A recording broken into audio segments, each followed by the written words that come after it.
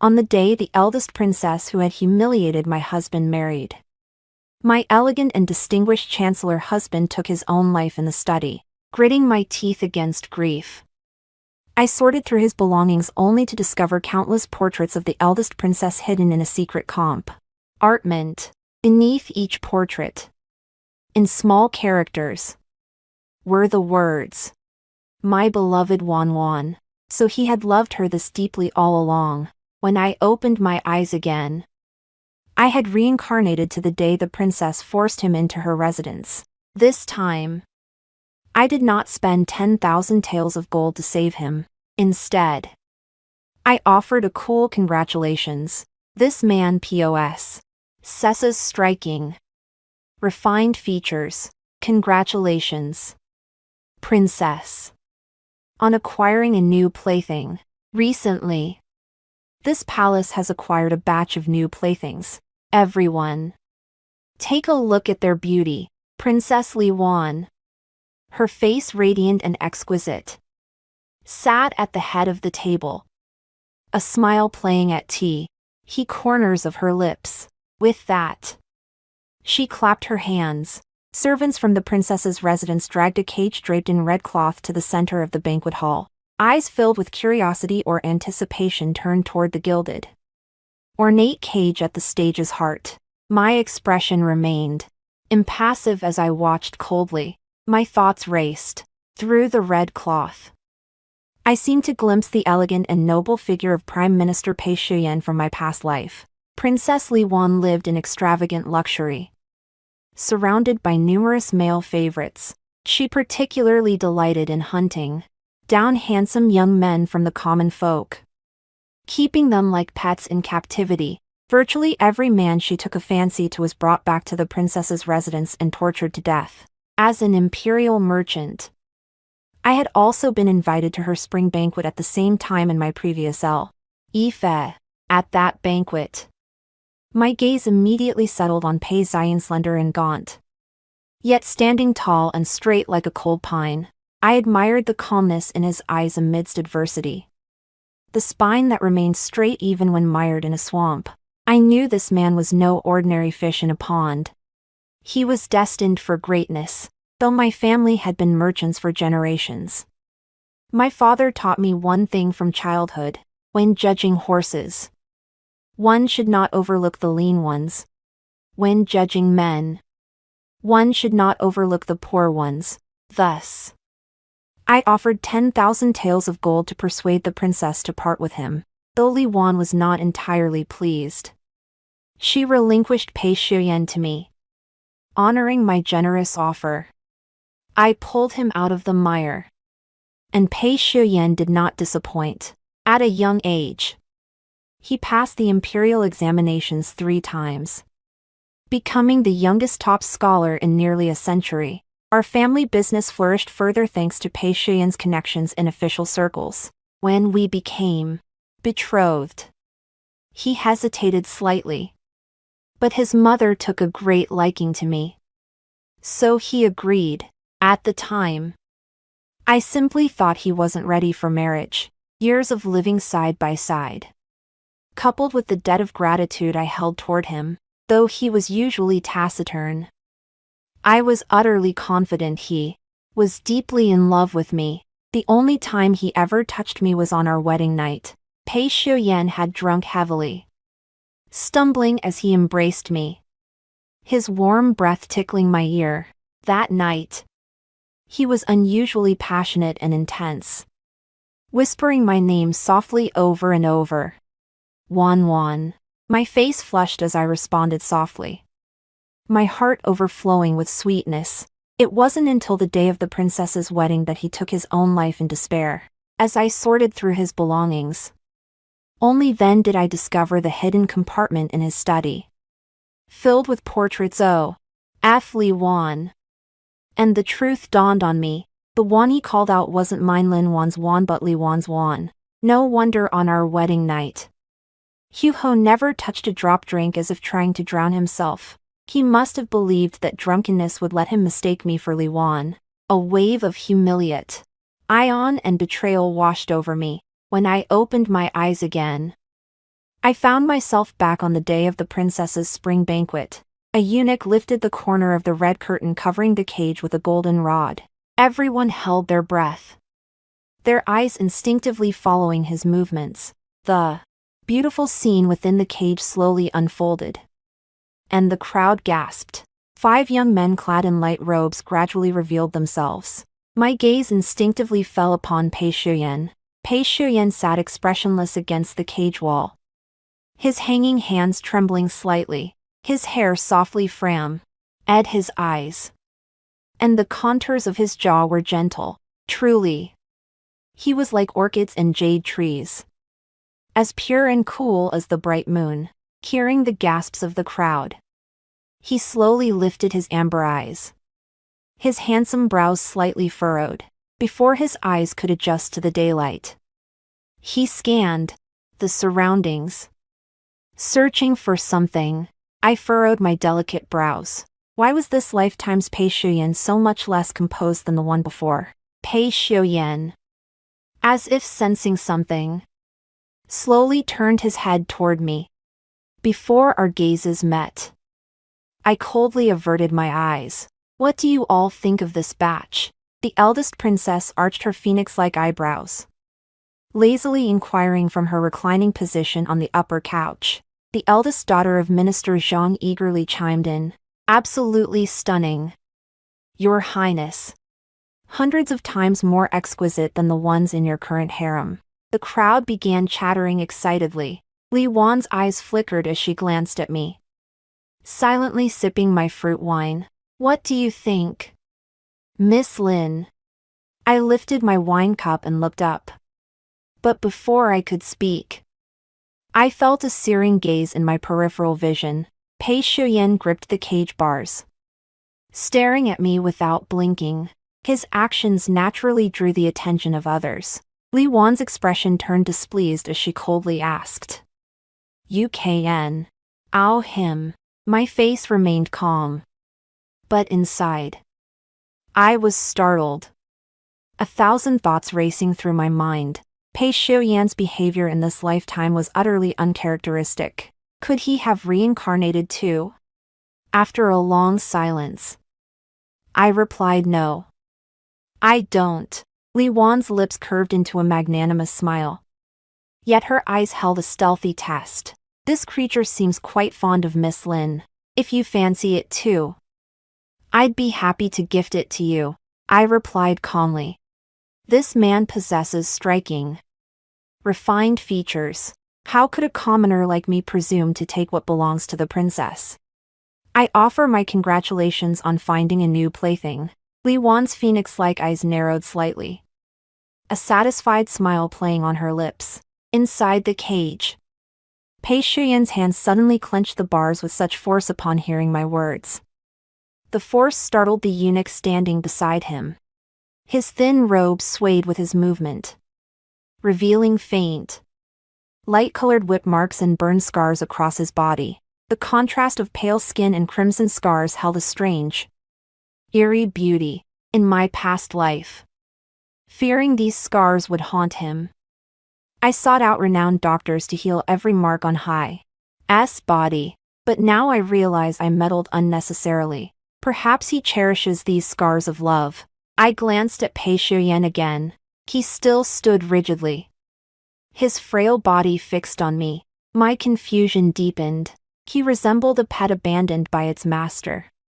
Utterly bewildered, suppressing my doubts, I turned my gaze to the youth behind him, his eyes sharp as a wolf's, the future general of the northern frontier, Fu Zian. In my previous life, I'd heard he was untamable. Once, he nearly killed Li Wan, yet she adored his wild nature, showering him with affection. Later, when Li Wan took him on a journey, he seized the chance to fall off a cliff. She turned the imperial city upside down searching for him, but found no trace. He reappeared 5 years later, having earned glorious military achievements in the northern frontier, where the old emperor had bestowed upon him the title of General of the Northern Frontier. The old emperor, consumed by his obsession with alchemy, was now frail and unwell, his lucidity fading in and out. The third prince, who had long feigned illness and weakness, finally revealed his true capabilities at this critical juncture. Fu Xian was the sharpest sword in the third prince's arsenal. The crown prince and the eldest princess shared the same mother. I had urged Pei Shuyan many times to remain neutral, but he disregarded my objections and sided with the crown prince's faction. Only after his death did I understand why he had so resolutely aligned himself with the crown prince's faction, likely because of Li Wan. Fu Xian and Pei Shuyan were like water and fire in the court. The eldest princess's marriage alliance seemed to have been orchestrated by the third prince's faction. As these thoughts surfaced, a wicked amusement welled up inside me. I turned to Li Wan, pointed at Fu Xian, and spoke crisply. Princess, would you trade 10,000 taels of gold for this youth? Pei Shuyan fixed his gaze on me. The icy corners of his eyes now held shards of crimson. Veins bulged on his knuckled hands, as if he wanted to snap the staff in two. The young wolf cub, however, stared at me wide-eyed, his usually dashing face frozen in utter bewilderment. Just as in my previous life, though Li Wan was reluctant, she relinquished Fu Xian to me for the sake of the gold. The latter half of the banquet held little interest for me, and I didn't spare Pei Shuyan in the cage another glance. After the banquet concluded, my two attendants, Zhao Kai and Jin Bao, carried tightly bound Fu Xian onto the carriage of my Lin residence. Seated upright in the carriage, I studied Fu Xian before me. The princess's servants, fearing he might escape, had preemptively administered a muting potion and a bone-softening powder. Yet even now, though visibly weakened, his yes still burned with savage hostility. Thinking he must have gone without food for some time, I took a peach blossom pastry from the food box and tentatively offered it to his lips. After holding it there for a while, Fu Xian showed no reaction, his gaze fixed on me.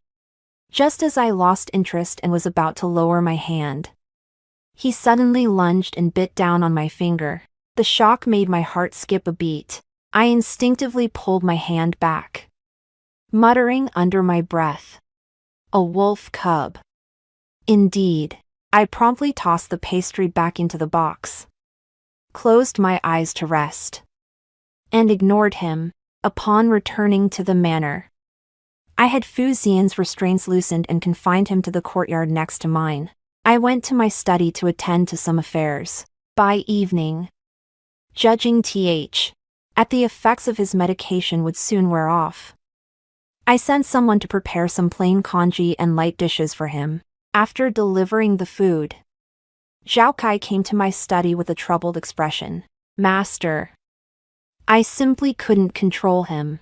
I had to ask the estate guards to tie him to the bed to feed him, but as soon as the food went in, he threw it all back up." I stroked the ledger in my hand thoughtfully.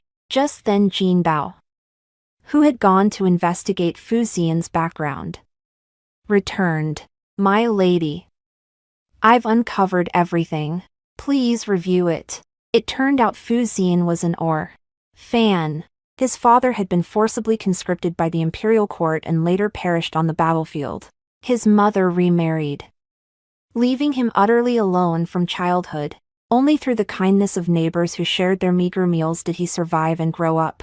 Li Wan, accompanied by guards, had gone out to the outskirts for a stroll. She happened upon Fu Xian hunting and immediately ordered him brought to the princess's residence. Fu Xian fled deep into the mountains, enraged. The princess threatened the lives of the entire village's elderly and weak to coerce him. Fists cannot withstand imperial might. To save his village, Fu Xian followed Li Wan back to the princess's residence. This is undoubtedly good news. A person with vulnerabilities is far easier to manipulate. "Let's go see him," I rose and led Zhao Kai and Jin Bao to the neighboring courtyard. The moment I stepped inside, I saw Fu Zian bound to a gold-thread rosewood bed. His clothes were disheveled, and a few strands of hair stood on end from his struggle, oddly softening his normally wild, rogue-like features. Fu Zian's eyes flashed with hostility and wariness as I entered. I met the young wolf cub's gaze with calm composure. Zhao Kai brought over a stool. I sat down leisurely, then waved for the two of them to wait outside. So I said, "What's the purpose of buying me?" Fu Zian's voice was cold and hoarse, like he was swallowing gravel. I snorted derisively, poured myself a cup of tea, and replied casually, "Don't worry, I have no interest in your body." Years ago, during business chats, I'd heard rumors about a village bully in Linshui Villa, a fierce and unpredictable man who never oppressed the villagers. On the contrary, whenever bandits or robbers came to Linshui to pillage and plunder, this bully would step forward to fight them off. Never once defeated. Recalling the intelligence Jin Bao had gathered, I spoke while observing Fu Zian's reaction. Sure enough, his expression gradually relaxed. I continued, "Though you've lived long in the wilderness, your heart is kind and you value loyalty and righteousness. I simply cannot bear to see someone of such character suffer in the princess's residence. Besides, I'm a merchant, Mr. Fu. I don't make deals that lose me money." At the last sentence, Fu Zian snorted coldly with disdain. "Spit it out already. What's your purpose? Don't beat around the bush. You possess both noble character and exceptional martial prowess. My family's vast holdings attract countless thieves in these turbulent times. If you wish to remain with the Lin household, you must safeguard its assets. You may present yourself as a Lin household LD guard, enjoying complete freedom and human rights. Should you harbor ambitions, unwilling to endure this life of dependence, and aspire to rise in the future, I will arrange for tutors to instruct you in both scholarship and martial arts. I will ensure the villagers are well cared for, guaranteeing their peace and security, free from the threat of the princess." I chuckled lightly before adding, "Of course, if you refuse my terms, I shall consider the 10,000 taels of gold a price paid for making a friend. You may leave now, and I will provide you with travel expenses. I only hope that when you rise to prominence in the future, you will remember to look after the Lin family." Fu Zian studied me intently, seemingly gauging the sincerity of my words. "But let me warn you, if you leave the Lin household, I guarantee the princess will recapture you within 3 days. Until your wings are fully grown, only I can protect you, Mr. Fu." Fu Zian stared straight at me. His long lashes framed a face that, even now, bore no trace of defeat or gloom. His features remain as exquisitely sculpted as ever. No wonder Li Wan cherished him for so many years. Think it over carefully. Give me your answer tomorrow. With that, I rose and left the room. Zhao Kai and Jin Bao entered to untie Fu Zian. His wrists were red from the ropes, yet he remained lost in thought, seemingly oblivious to the pain. By noon the next day, Zhao Kai reported that Fu Zian wished to see me. I had him brought to my study. Fu Zian entered the study and stood silently for a moment. I made no haste. "I agree," he murmured hoarsely. "Please see to the villagers' needs." I curved my lips. "Naturally. Rest well these few days. The tutors assigned to teach you will arrive shortly." The tutors assigned to teach Fu Zian were the same ones I had arranged for Pei Shuyan in my previous life. The tutors came to the residence during the day to instruct him, with nothing else to occupy me. I strolled over to the study hall, peering through the back window. I saw Fu Zian seated cross-legged on a cushion, clad in white, His back turned to me. I froze for a few seconds before Zhao Kai's reminder snapped me back to reality. Even though the silhouette resembled him, the person before me was not Pei Shuyan. And I was not the Lin Wan of my previous life, perhaps driven by an intense desire to alter his fate. Fu Ziyan studied with relentless diligence every day. His constitution was already frail, and now he was taxing his mind daily. I instructed the kitchen to prep varied nourishing dishes for him each day. Before I knew it, nearly a month had passed from his initial wariness and distrust. He now sat calmly with me to converse, fearing he might study himself into exhaustion. I summoned him to the study. The weather is lovely today. Care to take a stroll? Spring was in full swing, with greenery cloaking every plant. The carriage adorned with fragrant leaves and jeweled curtains rolled along Chang'an's bustling streets. Today's opera performance at the theater was loyalty to the nation. I recalled how Fu Ziyan had become a general in my preview. Life. So this place seemed perfectly suited to his interests. Stepping down from the carriage, a scene of small bridges and flowing water greeted my eyes. The theater stood beside a lotus pond. From the carved pavilion above, the resonant sound of chin strings mingled with soft, melancholic inging. Below the pavilion, noble sons and daughters drifted in small painted boats, admiring the lotuses and the lake. Such an elegant place. Naturally, was also an estate under my name. I led Fu Ziyan to the top floor, the spot with the finest view. As luck would have it, the moment we dead, we bumped into Li Wan in a private box. Li Wan reclined on a white fur-lined beauty couch, her posture both regal and languid.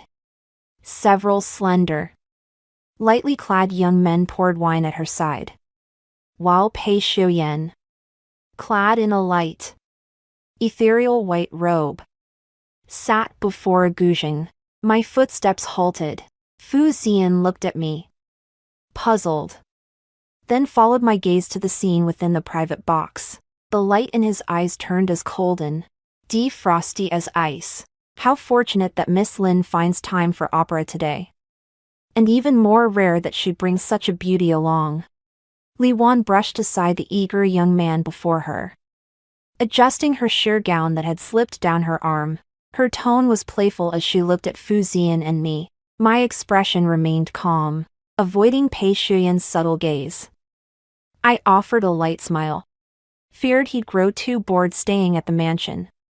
So we came out for a stroll. Li Wan smiled faintly, glancing at the young wolf cub beside me. Though the warmth in her eyes didn't reach her gaze, no one noticed the slight tremor in Pei Shuyan's fingers as he played the zither upon hearing my words. Poor Miss Lin some wine, seated beside Li Wan. I watched as her delicate hand gently pointed toward Pei Shuyan beside us. Pei Shuyan lowered his gaze, rose, and approached. The fresh scars on his pale chest flickered in and out of view with each step. I glanced at them briefly before averting my eyes, even if he was covered in wounds. What did it matter to me? His long-fingered hand lifted the white jade wine flask. My eyes fixed on the flask. Pei Shuyan's hand trembled slightly, losing its grip. The lid rolled down the curve of the jade table and clattered onto my lap. I said nothing, calmly pulling out a handkerchief to dab at the damp fabric. Li Wan's delicate features bore no change in her smile, yet her eyes darkened with a hint of shadow. Shuyan, your thoughts seem rather scattered these past 2 days. Kneel properly. Pei Shuyan knelt on the floor. Li Wan's delicate, jade-like hand gently cupped his chin, while her other held the white jade wine flask. She tilted the spout downward and forced the contents down his throat. Pei Shuyan choked, his eyes reddening. He endured the pain while coughing, the wine flowing down the corners of his mouth, soaking through his already thin robes. Fu Ziyan's fist beneath the Table bulged with veins as he gritted his teeth. Watching the scene unfold, I pressed down on his clenched fist under the table. My expression unreadable. No one cared more for Pei Shuyan than I died at least. That was true in my past life. Looking back now, what I thought was kindness was like just meddling. Perhaps this was simply Li Weiniang and his brand of affection. After finishing a pot of wine, Pei Shuyan panted heavily, sensing my gaze. He looked over. Our eyes met. His gaze drifted downward. And when he saw my hand touching Fu Ziyan's beneath the table, his expression shifted slightly. It seemed, compared to the suffering before him, he cared more about Fu Ziyan beside me. After the torment, Li Wan was in high spirits and ordered Pei Shuyan to play the zither again. Pei Shuyan sat expressionless before the ancient zither.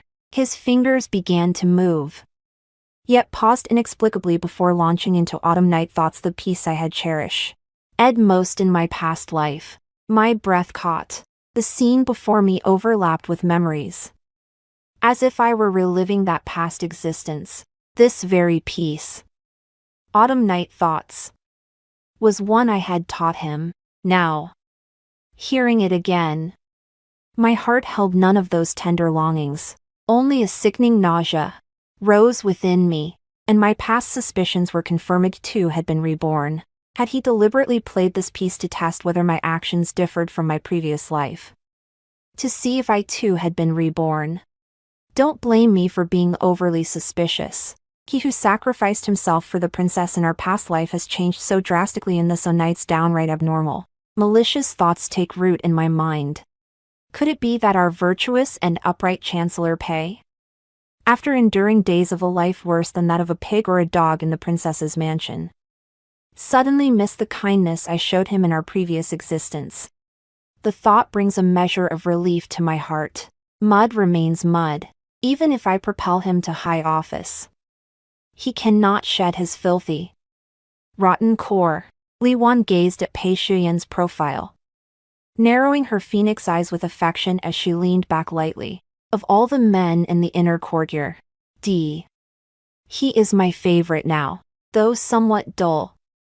This face truly stands as the peerless beauty of our dynasty. I replied indifferently. I hear the Empress recently arranged a match for you with a noble young master. He's merely a trifling plaything unfit for the stage. Your Highness, do not set your heart upon him. Pei Shuyan struck a wrong note. Li Wan forced a laugh from her chest, her posture haughty and reckless. So what if I have a prince consort? Don't forget, this is the Li family's realm. Your Highness speaks with perfect reason. Besides, Xiao Yan possesses remarkable talent. The crown prince holds him in high regard. Though his origins are humble, he would serve well by my side. My eyes flickered. A servant brought a fresh wine, flask, and filled my cup. I lifted the cup, inhaling the rich aroma of the fine wine. My eyes narrowing slightly, Li Wan turned to me, her eyes sparkling with amusement.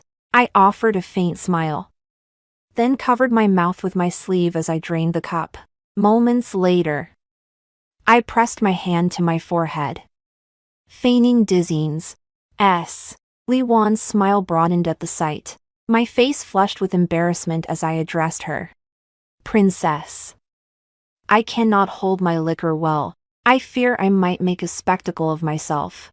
I must take my leave. Li Wan glanced toward the inner chamber of the private room, her tone leaving no room for refusal. There's a place to rest right here. Miss Lin, please take a moment to rest. Two young men immediately approached to support me. Anger began to rise within me, though my face still bore a look of embarrassment. Li Wan instructed the two youths to take good care of me. I abruptly shook off their hands, grabbed Fu Ziyan's arm, and said, Ian, taking care of me is enough. We've troubled you enough. Before Fu Ziyan could react, I yanked him into the inner room. The door slammed shut with a thunderous clang as I pinned him to the bed. Fu Xian stared at me as I lay atop him. His mind momentarily blank. All he could perceive was the elegant fragrance wafting from my breath. Fu Xian shivered slightly, as if a snowflake had suddenly fallen on his neck in winter. My hair was slightly disheveled. My face flushed like dawn clouds, a stark contrast to the usual Lin Wan. Always holding ledgers with a cool, calculating demeanor. He frantically pushed my shoulders, only to be pinned down again, held firmly to the bed, his face, usually brimming with reckless indifference, now bore an incongruous innocence. His dark eyes widened as he exclaimed, "What are you doing?" Lin Wan. My own gaze, previously hazy and clouded, had regained its clarity. Perched atop him, I whispered into his ear, "Don't move." The wine was laced. My warm lips accidentally brushed against Fu Xian's ear. His body stiffened. His breathing lost its rhythm. And his hands didn't know where to go. Unaware of his reaction, I continued.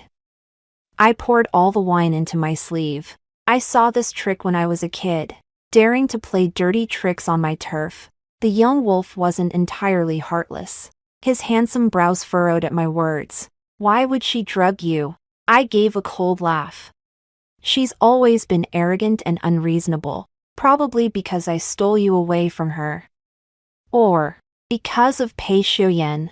Reaching toward the hidden compartment under the bed, I asked, "Can you call out?"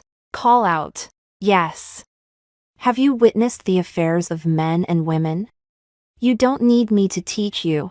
Let me hear you make a sound first." Seeing Fu Xian staring blankly at me, I urged him again. He snapped out of it and gave a half-hearted "ah." I narrowed my eyes, speechless. Was that just now the sound of a wild donkey? My hand finally found the protrusion. With a click, a secret passage opened beneath the bed. I bent down to enter, glancing back at Fu Xian, who still refused to show his face. "Keep calling out," I instructed. "Call out properly. Don't let anyone outside grow suspicious. I'll send someone else over." With that, I quietly slipped into the passageway. Fu Xian watched me disappear into the tunnel. After a long while, his face flushed crimson as he finally glanced toward the doorway, muttering curses under his breath. After Fu Xian had recuperated for a while, I arranged martial arts training for him. Barely 2 days into the lessons, Fu Xian suddenly collapsed on the training grounds. Hearing the news, I rushed back to the estate from my business trip. Zhao Kai had already summoned Master Physician due to treat Fu Xian, the cause of his collapse. He'd been training recklessly these past days, refusing to rest even with a fever.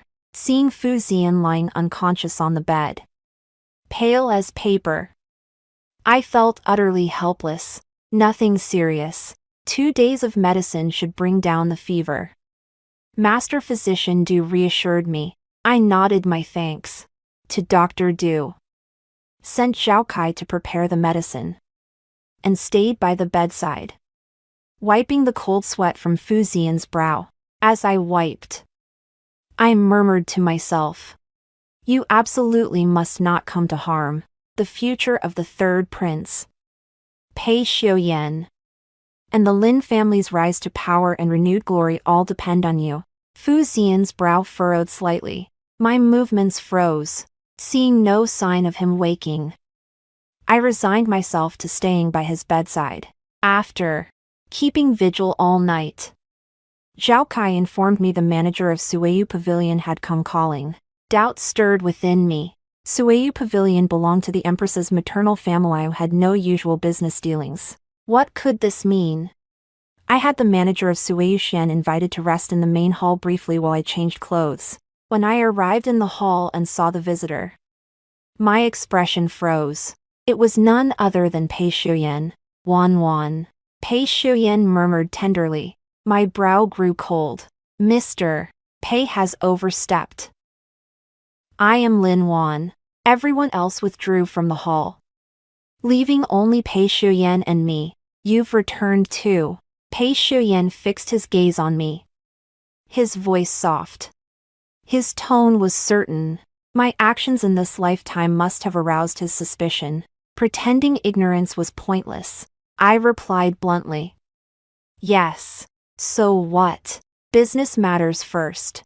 Since you came today as the manager of Sueyu Pavilion, what exactly is your purpose? If you wish to catch up, I imagine you and the princess have more to discuss. Pei Xiuyan's face drained of color at my words. I had never witnessed such a moment of utter disarray from our dynasty's most noble and upright Chancellor Pei. I let out a cold laugh, relishing the sight of his paw and expression now that his secret was out.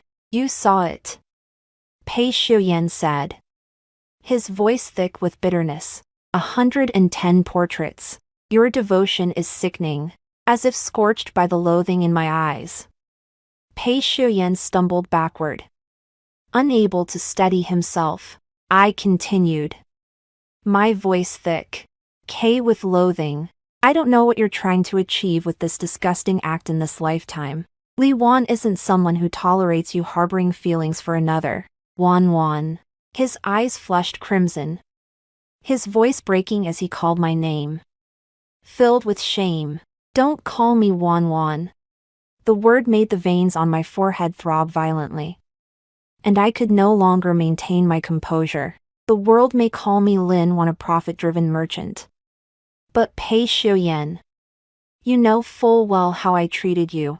Is this the gratitude for my sincerity years of deception? Pei Xiuyan's voice was laced with bitterness. The sharp wit that had once outmaneuvered scholars in court now faltered, leaving only repeated apologies. I impatiently cut off his belated remorse. The Lin family has no business dealings with your Shueyu Pavilion, young Master Pei. You may take your leave. Pei Xiuyan stared blankly at the hatred in my eyes, his once clear features now as lifeless as dried wood. Returning to my study, I heard Jin Bao announce that Fu Ziyan had awakened. I pushed open the door to Fu Ziyan's room but found him absent. I called his name softly twice, but no one answered. Instead, the sound of water reached me from the inner chamber, pulling back the curtain. I stepped inside to find a youth shrouded in mist, his form barely discernible. I hurried back out to the outer room, uttering an awkward apology. Fu Ziyan inside seemed equally riled, remaining silent for a long moment. Come to the study after you finish bathing. With that, I quickly stepped out of the courtyard. Though our region was known for its open-minded customs, with no strict gender segregation, I remained rather conservative at heart. Bright lamps flickered through the lattice windows. When Fu Ziyan came to find me, I tried my best to act nonchalant. He too pressed his lips together in a serious expression. His ears flushed pink. You sought me out. Fu Ziyan stole a glance at me, his question tinged with unease. I cleared my throat and adopted a serious tone. Achievement isn't overnight. A strong body is essential for faster growth. I hope you understand this principle. Fu Ziyan's gaze flickered as he looked at me, finally managing a muffled from deep within his chest. If you're interested in that sort of thing, once you've recovered properly, I'll take you to the barracks for some fun. The young wolf cub's eyes instantly lit up. Fu Ziyan left the estate at noon and hadn't returned by evening. My eyelid twitched uncontrollably. My gut told me something was wrong. I sent Zhao Kai to investigate. The servant who returned reported that Fu Ziyan was at the gambling house with a woman. Gambling dens unknown to most, but with my memories from another lifetime, I knew this was Wang Yusheng's money-making oprat. Ion and Wang Yusheng. In my past life, before Li Wan captured Pei Xiuyan and brought him back to the estate, he had been Pei Xiuyan's classmate. Without time to ponder, I took Zhao Kai and Jin Bao, along with a contingent of guards, and rode in a carriage to the gambling den. On the way, Zhao Kai recounted the events to me. Fu Xian had a childhood sweetheart named Liani. Liani's brother was a hopeless gambler who, unable to repay his debts, had his leg cut off today by the gambling house to save his own life. The gambler brother offered to sell his sister to settle the debt. Wang Yusheng offered Lian a chance to raise the money in one go, with no other options. Liani turned to Fu Xian for help, but Fu Xian had no money. The result? They all got detained at the gambling house. Wang Yusheng then ordered his thugs to cripple Fu Xian too.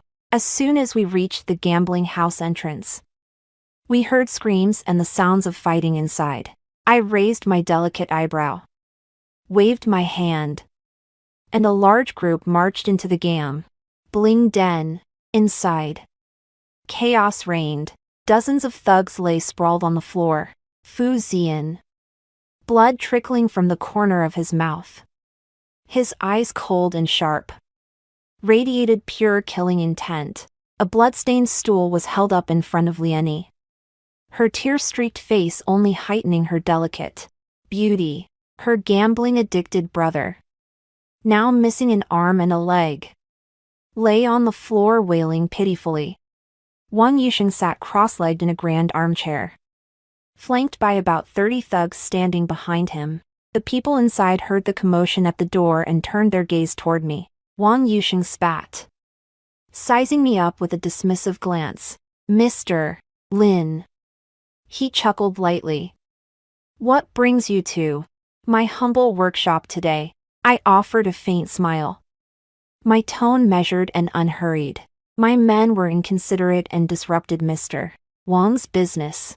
I've come to escort him home." Wang Yusheng snorted coldly, his finger pointing at Fu Xian. "Your men? You mean this hot-headed fool who always has to stick his neck out?" Fu Xian didn't blink, his gaze fixed intently on me. "Precisely." Wang Yusheng stared at me icily. "And what if I refuse to let you take him?" Zhao Kai brought over a stool. I draped my cloak over it and sat down, my expression serene. "Go ahead and try. If you don't release him now, evidence of your tax evasion will be on the magistrate's desk first thing tomorrow morning. I may not be much, but I do have some well-connected ALS. They could make sure you rot in prison for the rest of your life." Wang Yusheng was known as Wang Guzi Wang the dog among the capital's merchants because his business dealings were so ruthless, always making money through underhanded means. Wang Yusheng's eyes bulged with rage as he glared at me. After a long, frustrated sigh, he shot Fu Xian a vicious look. "Kid, you got lucky today. Get out of here." Fu Xian hesitated, glancing at Liani, who clung timidly to his sleeve. I spoke coolly. "That girl, I am taking her with me too. Lin Wan. Don't push it too far. Her brother still owes me money. If she leaves, who will I collect from?" I tossed a money pouch onto the floor casually and said coldly, "Tell Pei Xiuyan. I'll reclaim everything from today." Piece by piece, rising to leave, Lin Manor's guards escorted Fu Xian and Liani out the gate. Back at the manor, Fu Xian stood silently in place. His peripheral vision briefly caught mine before he spoke, choosing his words carefully. "Thank you for today," suppressing the fire within, my gaze as icy as frost. I looked at Fu Xian and said coolly, "Today's events. I intend to settle accounts with you. Your first offense, reckless conduct.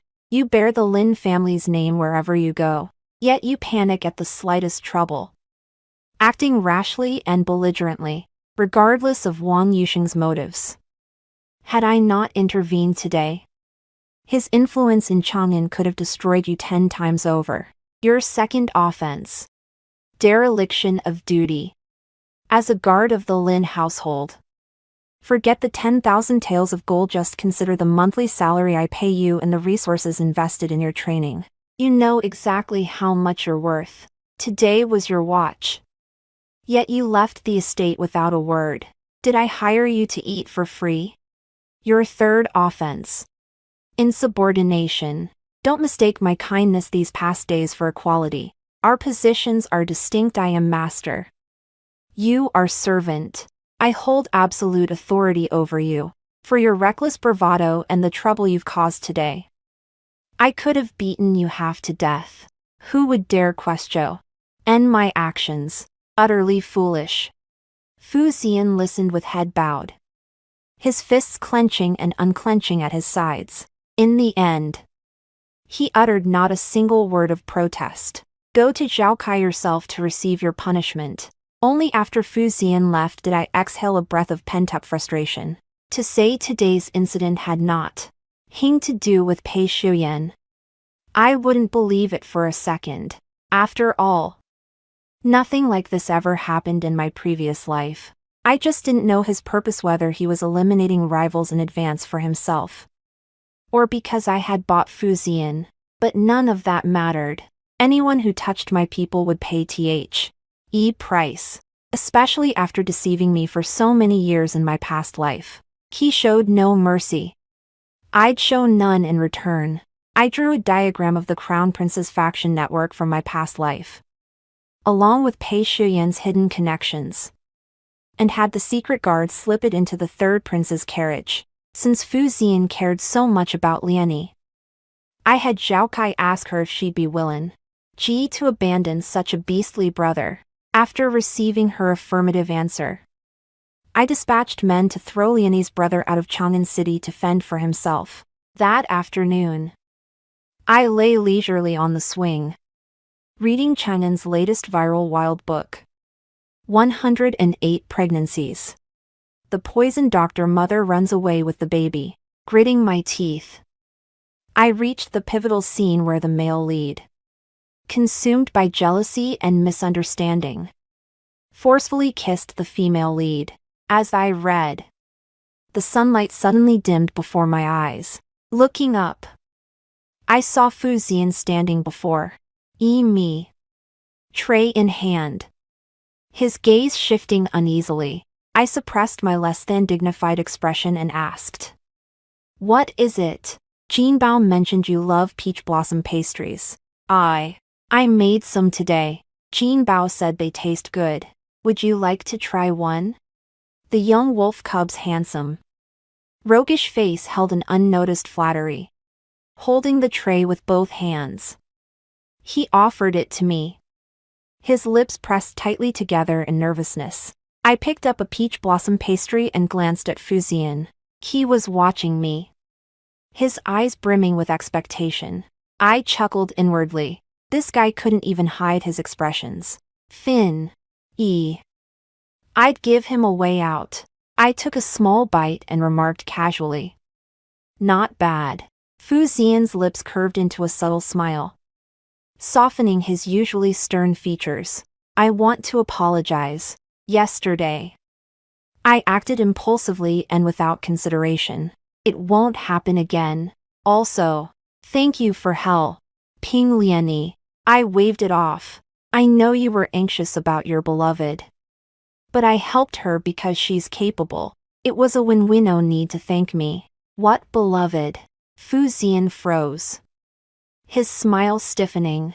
I took another bite of the peach pastry, mumbling, "Isn't Liani your beloved?" "No way. Don't say that." Fu Xian stiffened his neck, straightening his posture as he protested urgently. I dismissed it as mere boyish shyness, glancing at the wild book in my hands, and dismissively waved it off. Fine, not her.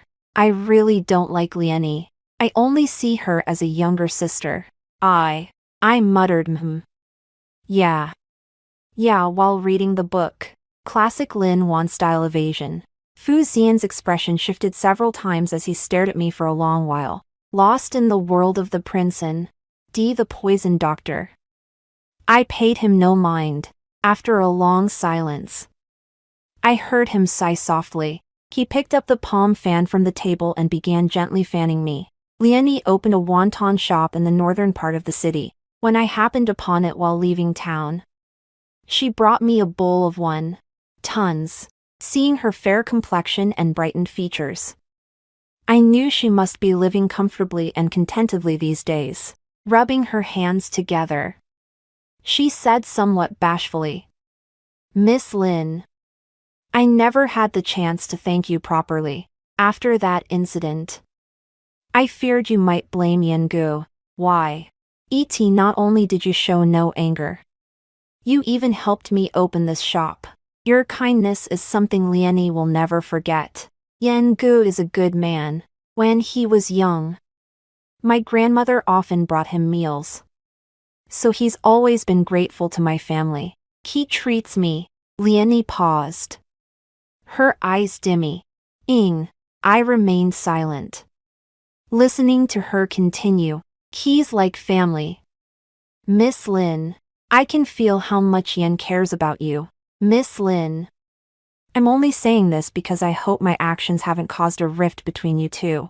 Leonie smiled. My thoughts churned as I replied, "Okay." Suddenly, I recalled the last lantern festival in Chang'an City. I'd won a little pig lantern and, eyes sparkling, told him it suited him perfectly. He lifted his head. Behind him, countless lanterns shimmered like layers of stars, blinking his clear, bright eyes. He gazed at me, utterly captivated. Back then, he possessed a peculiar innocence and childlike charm.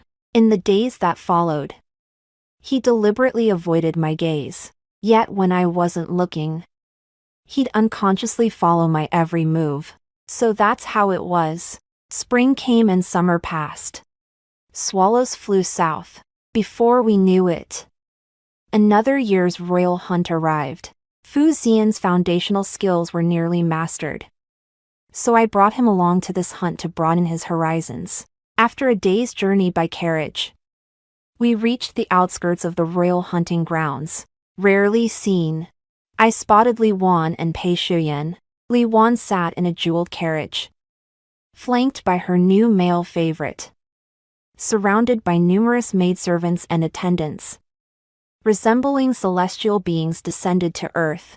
Pei Shuyan occupied the rear carriage. After I delivered the secret letter to the third NCE, the Crown Prince's faction began to weaken. Pei Shuyan must have devised another stratagem to gain Li Wan's favor, earning him this invitation to the royal hunt, without my interference this lifetime. His destiny has finally taken its own course. This wine is too potent. Drink less. Fu Xian's words snapped me back to attention as he replaced the fruit wine before me with warm water. Fu Xian, why are you being so fussy now? I grumbled discontentedly. Last time, Master Du the physician already told you to drink less. If you don't listen, I'll report you to him. Fine. I got it. Stop nagging. I turned my head away, meeting Pei Shuyan's intense gaze. I couldn't tell how long he'd been watching me like hat. My expression hardened, and I looked away. Fu Xian glanced at Pei Shuyan, who was still staring at me from a short distance away, and his lips curled into a cold smile. The Crown Prince proposed a competition at the archery range, with the prize being a night pearl from the East Sea. I recall the top scorer in my previous life was the new martial arts champion. This time, however, the participants were slightly different. Both Pei Shuyan and Fu Xian had signed up. Their appearances were so strikingly handsome that they stood out starkly against the crowd, creating their own distinct aura. The spectators' eyes were drawn to them involuntarily, one as cold and austere as frost, the other as defiant and radiant as the sun. My ears were filled with the curious whispers of young ladies who had never left their family homes, all about Fu Xian. Pei Shuyan possessed memories from 2 lifetimes, so defeating Fu Xian was a certainty. Yet I still agreed to let Fu Xian register. It was a good opportunity to temper his temperament. His performance, however, exceeded my expectations. After only a year of training, he showed signs of surpassing Pei Shuyan. The youth's frame was just coming into its own. Beneath his robes, his muscles weren't massive, but they weren't weak either. His dark hair framed a BLUE tunic. A quiver of arrows slung at his waist. His ink-black brows swept into his temples. His eyes sharp and fierce, radiating an air of unyielding determination. The image of that young general from my past life dressed in splendid armor, riding a spirited steed, wild and defiant, seemed to pair before my eyes. The competition raged fiercely on the field. The three contenders evenly matched. The crown prince remarked with interest. The young are truly formidable. He then raised the stakes, ushering the trio into the final trial. The method. Standing face-to-face with apples balanced atop their heads, the first to shoot an apple off could advance. They would compete in turns, with no regard for life or death. Fearful contestants could concede defeat. Li Wan wore a smile, her gaze fixed intently on Fu Xian, the expression of a Vano mouse snake eyeing its prey. The martial arts champion's face darkened.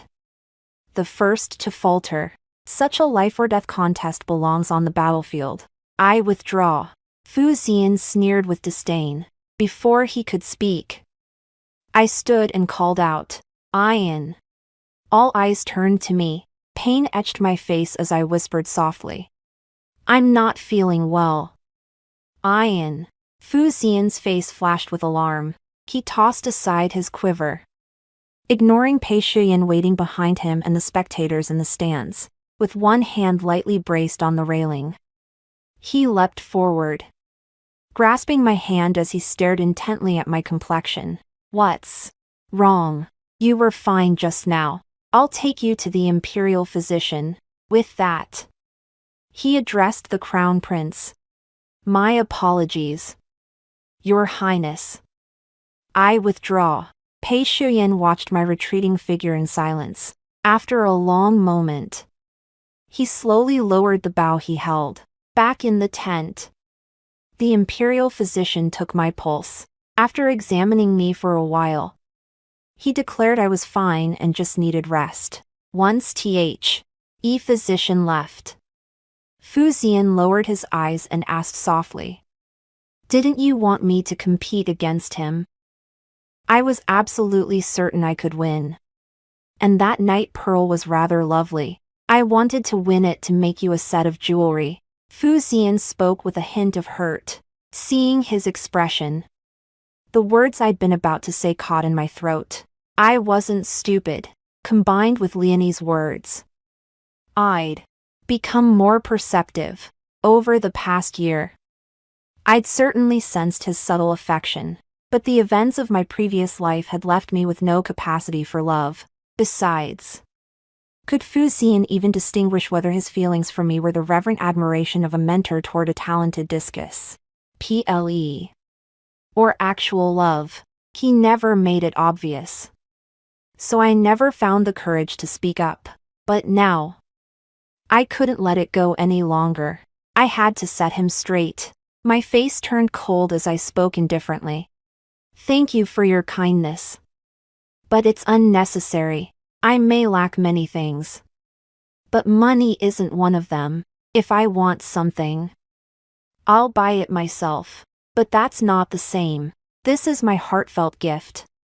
I leaned back against the bed as Fu Xian crouched down beside me, his handsome face tilted upward. Like a devout believer, his eyes held unmasked hurt. "If you're trying to talk about some bullshit love, you've got the wrong person. My time is limited. My greatest daily struggle is decid. Where to invest my time for the greatest return. Yen yen. This is the first and last time I'll say it. Don't waste your energy on me. There are far more important things to care about than love. Even if I were to like someone, it should be a man who stands tall and proud, not someone clinging to me. If that were the case, how would you be any different from Li Wan's playthings? My words were final. Leaving him no hope, Fu Ziyan remained silent for a long while. After a considerable pause, he slowly lifted his bloodshot eyes and uttered each word deliberately. I understand, mistress. No sooner had Fu Ziyan departed than an uninvited guest arrived. I stared coldly at Pei Shuyan. Who held today's prize? What is it, Mr. Pei? Pei Shuyan froze for 2 seconds.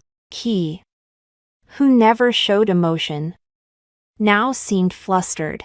He produced today's prize, a night pearl, and said, I recall you cherished night pearls in your past life. Past life? Ha, pearls like this. Father gifted me a whole chest of them on my 5th birthday. I cherished it last lifetime because it was the one you gave me. Besides, you didn't win this night pearl honorably. If we compete to the end, you won't defeat Fu Ziyan. Pei Shuyan's voice was hoarse and heavy. Thick enough to see. Rush me. So what if I can't win? As long as you still love me, that's enough. Pei Shuyan seized my wrist, pulling me closer. I know you bought him just to spite me. I'd do anything to beg your forgiveness. Please don't resort to this. What makes you so sure I still love you? I yanked his wrist away, nausea surging from my chest. The tutor you hired for him, the courtyard he lives in, they re all from my past life. I shouted back. So what if my motives weren't pure when I bought him? Let me tell you the truth though. You know why I bought Fu Ziyan this lifetime. Because he's your nemesis. I'll prop him up to high positions just as I did for you last time. As long as you're miserable, I'll be happy. Most importantly, he's not as filthy as you. I threw myself backward, using self-harm to finally break free from Pei Shuyan's grip. Irritation boiled within me. I refused to share this space with him. Couldn't bear another glance at his face. I pulled back the tent flap to leave, but I collided with Fu Ziyan, clutching a wine flask. Eking of alcohol. My heart skipped a beat. How long had he been here? How much had he overheard? I froze in place. He regarded me calmly, his eyes holding the same cold detachment as when we first met. I opened my mouth, but no words came, though I felt a twinge of guilt. What difference did it make if he'd heard? Regardless of my motives, the fact remained that I'd dragged him out. With that thought, I lowered my brows coldly and stepped away from this trouble spot. Li Wan sent an invitation, inviting Fu Ziyan and me to a small gathering at the princess's residence. I fiddled with the invitation. Ubbled. First, since returning from the last hunt, Fu Ziyan hadn't spoken to me. Seeing me was like seeing a stranger. Even when business arose, he handled it strictly by the book.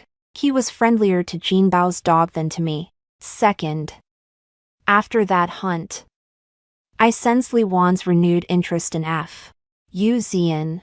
She'd stop at nothing to get what she wanted. With wars raging everywhere and the court desperate for funds, my Lin family's vast and intricate business network could send shockwaves through the nation's economy if targeted. At this critical juncture, she likely wouldn't push me too hard, but Fu Ziyan might face unexpected trouble. After careful deliberation, I had Jinbao invite General Li to a private gathering at the tavern. The time had come. It was time to send Fu Ziyan down the path he must take. After greeting General Li, I summoned Fu Ziyan to my study. His ex-sprays, Shaun, was impassive, his already cold, sharp eyes seeming even more unapproachable. His demeanor infuriated me instantly. I coldly informed him he would enlist at month's end. Fu Ziyan's lips curled in a bitter sneer. And after enlisting, like that bullshit last lifetime, helping you deal with Pei Shuyan. My temples throbbed violently as rage surged 3 meters high within me. Fu Ziyan, spare me the sarcasm. even if you refuse. I won't utter a word against you. So what if Pei Shuyan belongs to the Crown Prince's faction? Every power in the court is starved for funds now. Dismissing Pei Shuyan would be child's play for me. What I fear is you falling back into Li Wan's clutches. Do you understand? I glanced at his silent figure, feeling only deeper disillusionment. A wolf cub remains a wolf cub no matter how long you raise it. It never truly changes. Leave. I'll give you some travel money. Do whatever you want. Take whichever path you choose. The Lin family has nothing to do with why owe you anymore. Get out. I don't want to see you. I flipped through the ledger in my hand. No longer looking at him, Fu Ziyan stood there, motionless for a long time. Much later, I heard him say in a hoarse voice, "I'll go. Consider it repaying your kindness." With that, he left the study. I rubbed my forehead in irritation. I didn't see him off on the day he departed. When Jin Bao returned, he told me Fu Ziyan had been distracted, constantly glancing toward the doorway. I thought that sounded exaggerate. 3 years passed in the blink of an eye. With my support in this life, Fu Ziyan matured faster than he had in his previous existence. Pei Shuyan, however, didn't enjoy the same smooth path as before. He struggled under the Crown Prince's command, and Li Wan's interest in him seemed to have waned. While sabotaging Pei Shuyan, I also made contact with the third prince, simply stating, "This humble maiden wishes to contribute to founding the dynasty and lend you my support." Besides, in my previous life, the victor in the succession struggle was also aligned with the third prince's faction. So I had no qualms. After interacting with the third prince, I wouldn't dare say he'd be a wise ruler, but he would certainly be a benevolent one. Recently, I took Liani to Jiangnan to source specialty snacks for the restaurant. Midway, we encountered a band of robbers, about 10 of them. Their faces twisted with brutality blocked the narrow path like demons. Lin family guard S and Jin Bao formed a protective circle around Liani and me. The leader, a fat man with a pockmarked face, stared at Liani and me with his small, lecherous eyes. Liani stepped forward, shielding me. The fat man grinned. "Hey lady, tell your little buddies to back off. Hand over anything valuable, and you might get off easier." The bandits all burst into laughter, their shrill, unpleasant voices sounding like bald pigeons. A henchman beside the fat man whistled. "Boss, can you spare 1 F these women for the brothers. We haven't had any fun in days." The fat man roared with laughter. Before he could speak, a sharp whistling sound cut through the air. An arrow, sharp as a blade, pierced the air with devastating force, striking the fat man squarely between the eyebrows. In the next instant, the fat man's smile froze on his face as he collapsed to the ground. Before anyone could react, the bandits panicked, throwing the scene into chaos. Jin Bao scanned the area and spotted 3 men riding tall, sturdy horses not far behind us. They looked dashing and handsome, like gods descended from heaven. The leader, holding a bow and arrow, had a high nose and thin lips. His eyelids were narrow, and the tips of his lowered lashes were thick, dark, and coldly stern. In the biting cold wind, his military robe fluttered slightly, his features so strikingly handsome they defied description. Jin Bao scrutinized him for a long moment, then widened his eyes and shouted, "Yen Gu." At the inn, we rested briefly before heading downstairs to order a simple meal. After ordering, Jin Bao went to fetch Fu Ziyan and his 2 men. 3 years had passed. Jin Bao tugged at Fu Ziyan, chattering away with questions. I kept my eyes fixed on Leonie as we chatted. After so long art. Seeing Fu Zian again. My unease outweighed the joy of reunion. Unexpectedly, Fu Zian sat down directly beside me. My heart skipped a beat, while Leonie spoke to me. I nodded politely, my thoughts entirely drawn to Fu Zian. He had grown taller, tanned, his features sharper. He was no longer the spoiled teenager of before. Every movement radiated the imposing presence of someone in a position of power. My thoughts were in turmoil, but outwardly, I maintained the basic decorum of a merchant, eating my meal without flinching. So you're Miss Lin. Pleased to meet you at last. One of Fu Zian's subordinates, Jia Ing Baogua, grinned widely as he greeted me. My hand froze mid-motion as I picked up my chopsticks. Fu Zian's expression remained unchanged as he spoke calmly. Eat your meal, Jin Bao, curious, chimed in. How did you two end up here? What a coincidence, Zhang Baogua chuckled. We heard from the authorities that Miss Lin was coming. Brother Fu wanted to see her, so we insisted on tagging along. Fu Zian shot Zhang Baogua a cool glance. Zhang forced a smile, his neck twitching slightly. He buried his head in his rice and fell silent. Leonie smiled faintly, exchanging a glance with Jin Bao. After 2 bites, I set down my chopsticks and went upstairs. Moonlight streamed like a ribbon. It was now the dead of night.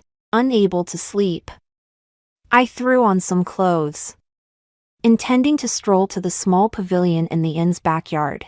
There I encountered Fu Zian. Gazing at the moon from within the pavilion, I stood frozen in place, hearing the sound. Fu Zian turned his head to look. Our gazes met midair. And this time, I didn't look away. I nearly died in Sanya Bay. The terrain there is rugged. We fell into an ambush, and it was Baogua who risked his life to rescue me. We sat down on the stone bench. I watched Fu Zian's rugged profile as he recounted his 3 years in the northern frontier with a remarkably calm expression. In these 3 years, I wrote you over 200 letters, but never sent a single one. Fu Zian turned to look at me, his eyes like a pool of moonlit spring water. When I first arrived in the north, I stubbornly held on to resentment toward you, but when I nearly died at Sanya Bay, my only thought was, if only I could see you one more time. All my grievances toward you vanished in that moment. I just wanted to Levito see you again. My heart ached bitterly. I lowered my head, not wanting him to see my expression. It was that very thought that saved my life time and again, until this year, when we were reassigned back. The Third Prince's faction nominated me as General of the Northern Frontier. Once Li Wan's plaything, I'm now a thorn in the side of the Crown Prince's faction. Factions clash, soldiers endure. They praise me as a young general, brave and strategic, renowned rough out the capital. They say women fame, fortune all are now within my grasp.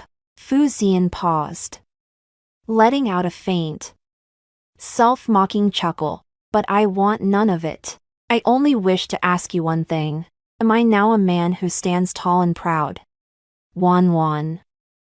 I've loved you for a very, very long time. Fu Zian's voice was faint and ethereal, as if afraid of startling me. Moonlight bathed his profile, deep and gentle. After returning to Chang'an, Fu Zian was granted his own general's residence. Pei Shuyan lacked the capability to act against the Third Prince's faction beyond restraining Fu Zian. Without the connections and resources I had helped him build in my previous life, he could never replicate that era's glory in this one. But then I was kidnapped, right on the streets of Chang'an. Despite being surrounded by guards, I was snatched away. Leonie even got her arm injured protecting me. I expected Li Wan or the Crown Prince's faction to be behind it. But it turned out to be Pei Shuyan. The secret guards Fu Zian had assigned to me were most dead. I was bound and seated on a bed. Blindfolded. Pei Shuyan's long fingers treated the silk cloth covering my eyes like a precious treasure as he removed it. My eyes remained closed as I slowly adjusted to the blinding sunlight. Pei Shuyan watched me with a soft smile, his eyes holding an unfamiliar intensity and fervor. I stared at him coldly. What? Did you capture me to avenge your princess?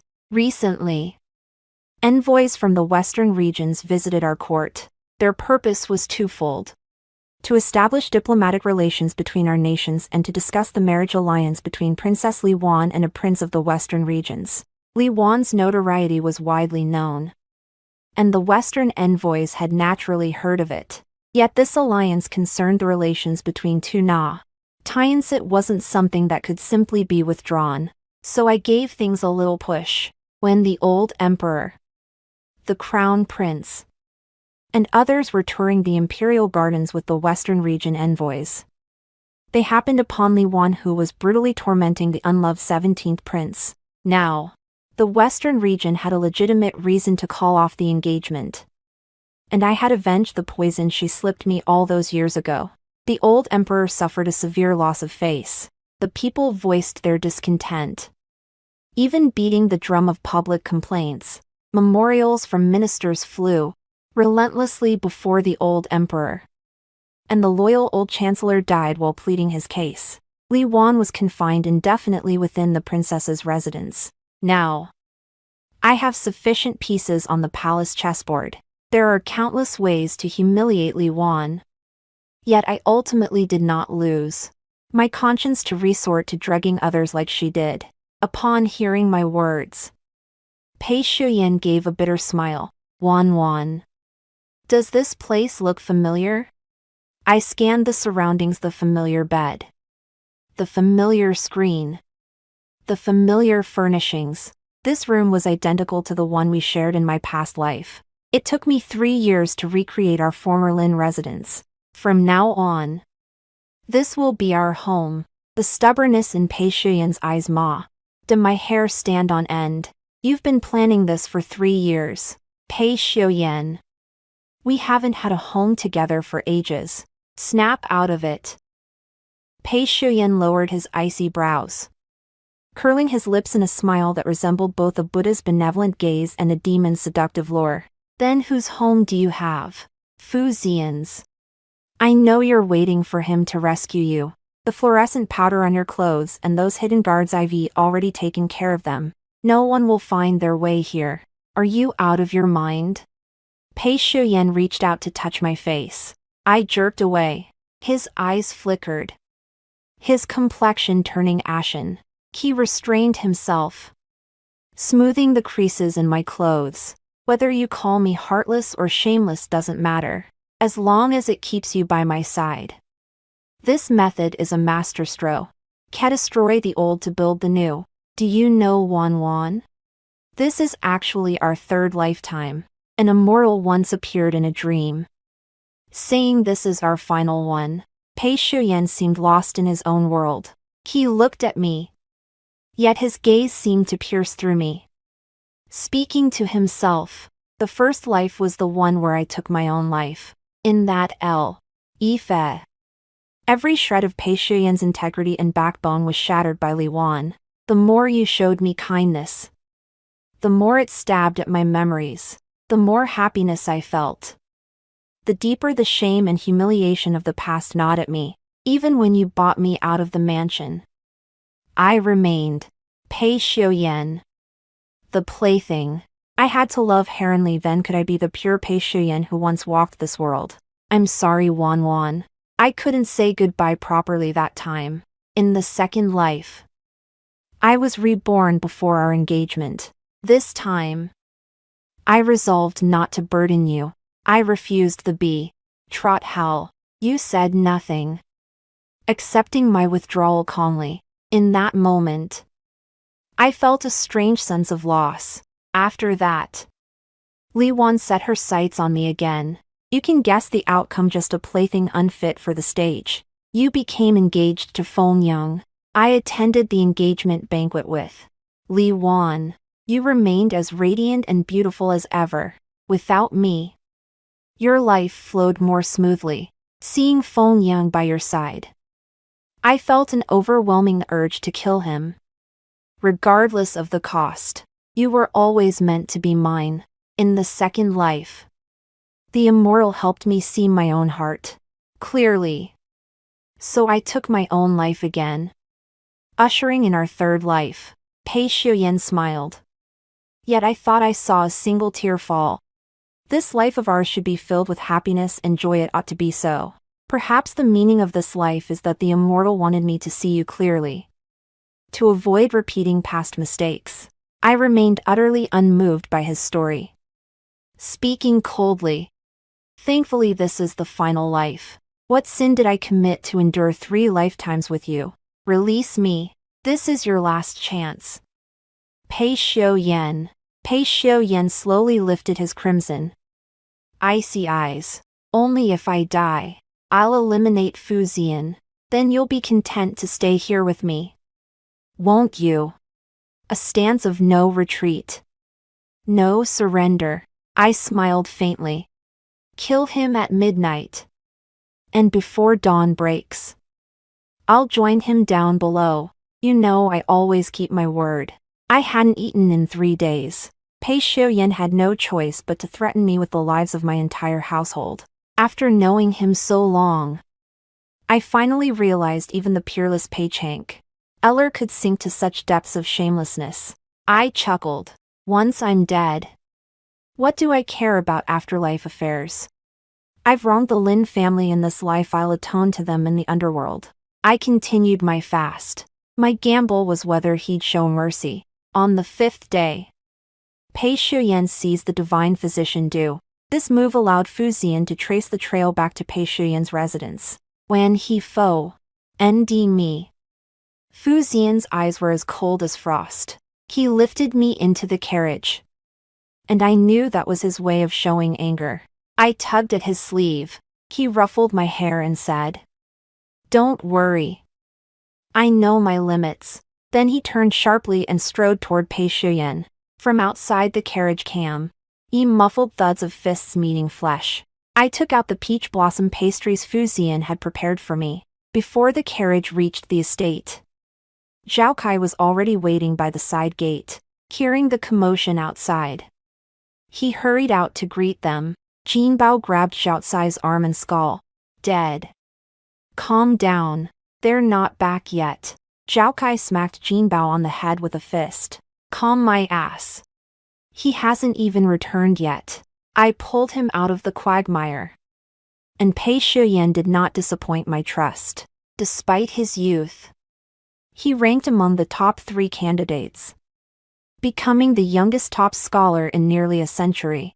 I was 29. Without Pei Xiuyan's support, the prince's faction in T's lifetime disintegrated rapidly. The third prince advanced like a whirlwind.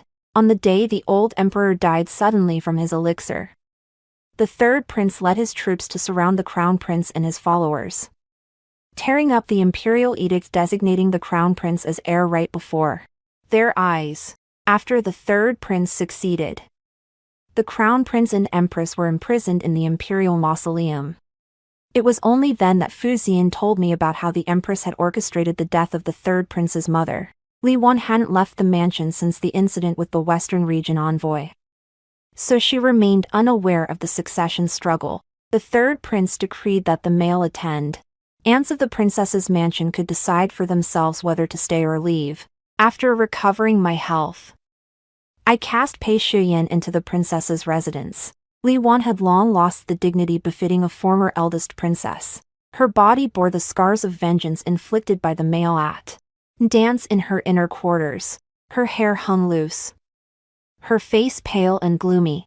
Yet upon seeing me, she still tried to assert her princess's authority. She lashed out violently, sending all the food on the table crashing to the floor. Startling the matron beside her, she bellowed at me, I am Princess Li Wan. Lin Wan. I will kill you both. I glanced at Pei Shuyan, who was being held by the secret guards, and said, perhaps in this life you speak of, this third life you have each found our own fulfillment. Li Wan will forever belong to you. Oh. And I haven't settled the score for Leonie's injuries yet. Fu Xian's guard entered.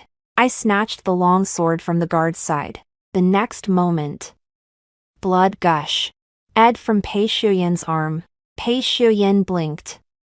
His lashes smeared with blood. The blood caked over his arm, warm at first, then swiftly turning cold as it flowed to the floor, solidifying into a dark crimson stain. He struggled, calling out for Wan Wan, violently trying to break free from the Guer's grip. Trembling, he reached for the hem of my skirt. The crimson cracks spread like an invisible net. My expression remained cold as I took a step back, turning away from the two figures behind me. By the time we exited the princess's residence, the dawn light of the hour of Mao was just beginning to spread. A few stars still flickered faintly in the sky, their light flickering on and off. The air was bitterly cold, and the sharp evening wind stung the cheeks, freezing even the breath that escaped one's lips. The Lin family carriage waited outside the princess's residence, Fu Xian standing tall beside it. Liani and Zhaokai Jinbao prepared a feast of Hunan dishes you love at the restaurant. I took his warm, outstretched hand, smiled and said, let's go home. The end.